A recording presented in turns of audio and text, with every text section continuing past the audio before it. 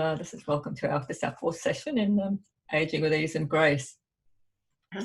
So this morning, after last week's lesson, I thought I might do a little bit of, I don't know whether it's going to take the whole time. I've got another lesson prepared as well, another lesson about the ribs, but I wanted to do some things about the sphincter muscles and how they give us support to hold us together and what switches them off.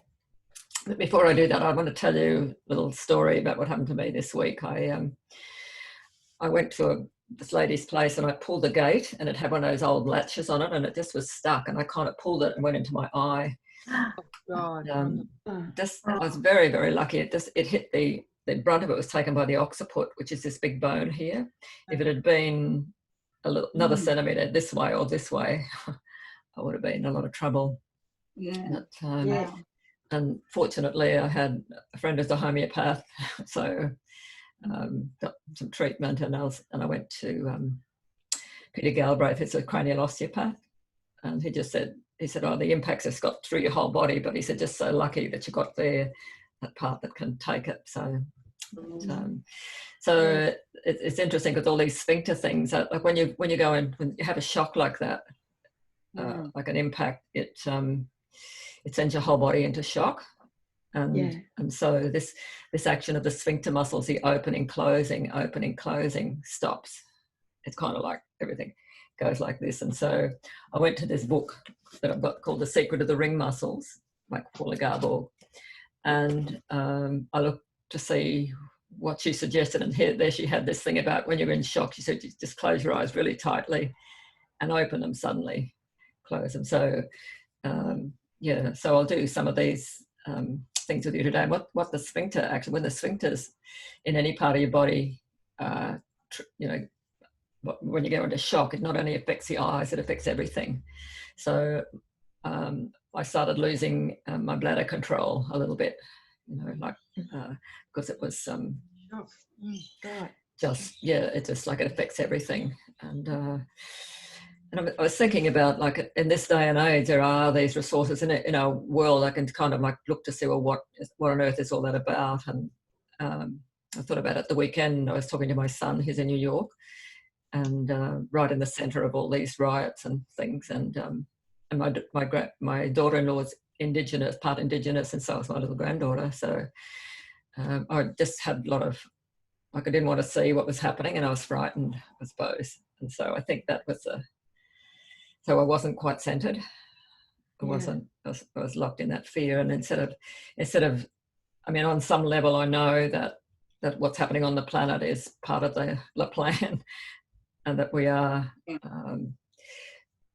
shifting, changing, and coming into a new Penny, bringing more light onto the planet. But in that, we're also human, and so we're also affected by everything that goes on. So I kind of think that Feldenkrais is a wonderful resource to help us bring us back to ourselves, and to start to notice when do we get out of ourselves, and how do we come back to ourselves and find our way home to ourselves. So does anyone want to say anything about that, or just you're all okay? Just sort of, I keep going. Yeah. Okay.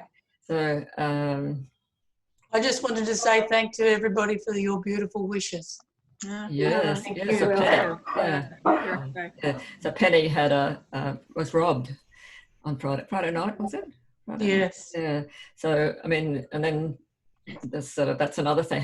And like Penny's amazing, like coming back into herself, knowing having plenty of resources to look after herself. And you were robbed last year, weren't you? And we were in like this time you were much more able to I was gather yourself and connect yourself. So, last time my whole body froze up. This time I was able to stop the freezing. Yes, yeah. I was just saying, Penny, like with my eye before you came on, that's exactly what happened. I froze with the fear, like with the trauma, it's anything like that. And just we can lock into that, but once we become aware of those patterns, we can do something about it. So lovely to see you here, Penny, and thank you. Yes. Rhonda, I just wanted to share that Our positive pathways this week, we talked about social connecting post-COVID-19 and some of the anxiety that will come up over not being able to shake hands, not being able to hug, all those sorts of things. Wow. Okay. Being aware of that there's anxiety in that as well, that we're changing patterns that we are. That we've had a lot of joy in. Yes. And asking for permission. Yes. Can you put that link into the chat box too, so people can see?